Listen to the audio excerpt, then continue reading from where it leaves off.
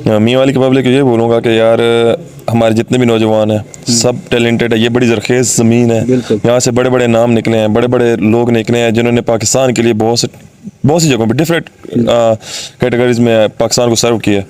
तो प्लीज़ खुदारा आएँ, ग्राउंडों में आएँ, ग्राउंड को आबाद करें, अच्छी एक्टिविटीज़ में हिस्सा लें जो भी हैं, क्योंकि हमारे जो लोग हैं इन्होंने बड़े बड़े नाम बनाए हैं। बिल्कुल। तो प्लीज़ ये जो आजकल हमारे इलाके में ये जो जाहिलियत सी फैली हुई है कि कभी कहीं पे लड़ाई हो रही है, कभी कहीं पे लड़ाई हो रही है, तो इन चीज़ों से बाहर निकल के हमें मुत्तफ़िक होके इत्तेफाक से रहना पड़ेगा और हमें बाकी लोगों के लिए एग्जांपल बना। क्योंकि मैं जब जाता था बाहर तो मुझे लोग कहते थे कि मियाँ वाली में मशहूर है कि वहाँ के लोग दिलेर हैं, दोस्ती में मशहूर हैं, ठीक है, उसके अलावा मेहमान नवाजी में मशहूर है।